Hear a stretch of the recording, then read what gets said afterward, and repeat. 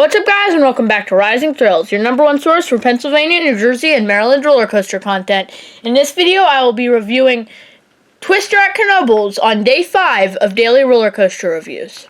In 1999, Knoebels Amusement Resort built Twister, which is a wooden Twister-style roller coaster, and this was built in-house by their park maintenance team or, build team.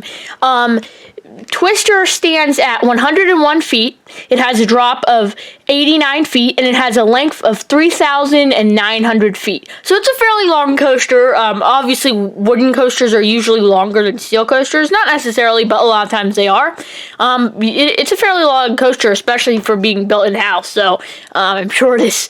I don't know how long it took them to build it, but I'm sure it took a long time, and it cost $3 million, so you'd think it'd be a little cheaper because it was built in-house, but I don't know, that might be cheaper than some wooden coasters.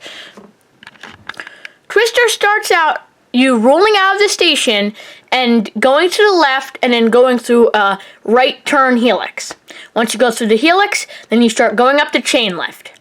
This ride is very unique because it has 2 different lifts. The lift hills are basically like perpendicular to each other. One's going up one way and the other one's going up the other way. Once you come up to the first lift hill, you go down a little bit, you go through a helix, a right-hand helix, and then you go up the second lift hill. Once you get to the top of the second lift hill, you go through another turnaround, you go to the left a little bit, and then you go through the turnaround. Then you go down the drop. The drop is 89 feet.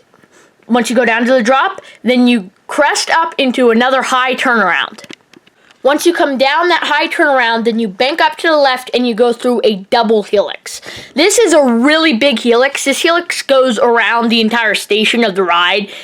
This is one of the highlights of the rides. Other than, the 2 lift hills, this is, one of those things that the ride is most well known for. It's one of the funniest parts of the ride. Yeah.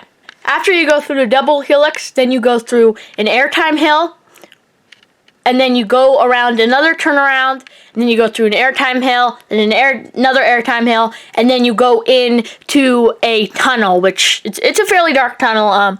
It's not the darkest tunnel, but it's a fairly dark tunnel. After you go through the tunnel, then you come up a little bit, then you go through another airtime hill, and then you pull up into the station. There's a first trim break, and then you turn to the right, and you go through the final break, and then you pull into the station. This ride, it doesn't have a ton of airtime. It does have, a few airtime hills, but it doesn't really provide a ton of airtime. That's okay because this ride isn't really focused on airtime. It's not trying to be an airtime-centric ride. It's more supposed to be, like a Twister ride, helixes, that type of stuff. But for what it is, it's a fun ride. Honestly, my first ride on the first time I went to Knoebels, I rode Twister once and I rode Phoenix once.